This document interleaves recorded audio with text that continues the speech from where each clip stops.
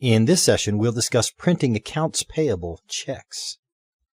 In order to print checks, we must first select invoices for payment. For information on this subject, refer to the training session on selecting accounts payable invoices for payment. Let's select Print Checks Post-Hand Payments from the Accounts Payable menu. The system now displays the check printing control screen. Here, we'll indicate the date and fiscal period to which these checks will be printed. This will default to the current fiscal period, or we can enter any open fiscal period we choose. Here we can indicate whether we wish to print separate checks by job. If we place a tick in this box, the system will cut a separate check to the vendor for each job that appeared on the selected invoice. This may mean the same vendor will receive multiple checks. The next question refers to printing contract summaries on all subcontract checks. If this box is checked, check stubs for subcontract invoices will feature a subcontract summary, including the original and current contract price and the billed, retained, and received amounts.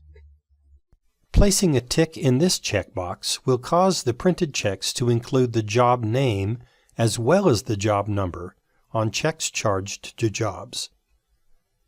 If this box is checked, at the completion of the check run, the system will show a screen for printing envelopes or mailing labels for all the vendors in the list box.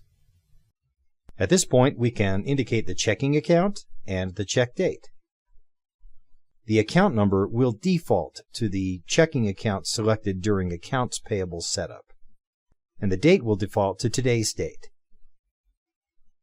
The system remembers the number of the last printed accounts payable check and defaults to the next available check number, although you should confirm this number by looking at the number of the first piece of check stock in the printer. The same holds true with voucher numbers. If there are any invoices selected for payment by electronic funds transfer, or EFT, for these payments, the system will create payment vouchers instead of hard copy checks. These payment vouchers can be numbered with a separate numbering system from your printed checks, so the system keeps track of this numbering system as well. Here's a list of all the checks that will be printed. If we simply click on the Print Checks button, all the checks listed in this box will be printed. We can print selected checks if we choose. For example, we may wish to quickly print out a check for one or two vendors, then print the rest of the checks at a later time. To do this, we select the Print for Selected Vendors option. We can then highlight the checks we wish to print at this time and click on the arrow button to move them into the User Selected Checks box. If any invoices have been marked as paid by handwritten check or paid by credit card during the payment selection process, this list box will appear at the bottom of the screen. Here you can view all the selected hand checks and credit card payments that will be posted during this check run. Now let's talk a little bit about the electronic funds transfer. If we have one or more invoices that were selected for payment by EFT, those items will appear with a lightning bolt icon in this column. Now we click on the Print Checks Post-Hand Payments button to start our check run. The system will first remind us that in order to print our checks, we must first put checks in the printer or switch to a different printer by clicking on the Print Setup button and selecting a different printer. We then click the Continue button and the system will generate our checks on the printer. If we have one or more invoices that were selected for payment by EFT, during the check run, the system will print the checks first, then ask us if we want the payment vouchers printed on blank check stock or on plain paper. If we print them on plain paper, this is where our voucher numbering system comes into play. After it has generated the checks, it will ask the question, did all the checks print properly? If they did print properly, simply click Yes and continue with the rest of the posting. However, if we had a paper jam or some other minor calamity, we can click on the No button, and the system will show us a list of the checks that it thinks were printed. We can reprint checks by selecting a range of check numbers or selecting to reprint individual checks that may have been munched up or smeared in the printer. We can then click on the Continue button to start reprinting the checks.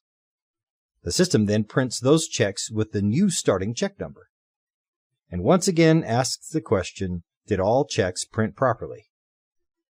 We will continue this cycle until we say yes, the checks did print properly. The system will then prompt us to take the check stock out of the printer and replace it with plain paper. We do so and press the Continue button, and the system will print our check printing posting reports.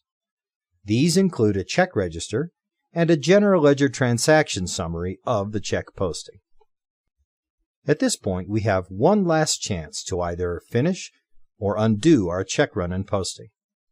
If we click the Finish button, then all the changes are made permanent. So we need to inspect our posting reports and checks to make sure everything is in proper order. If it is, we can click the Finish button. If it is not, we can click the Undo button, and the data will return to the state it was in before we pressed the Print Checks button.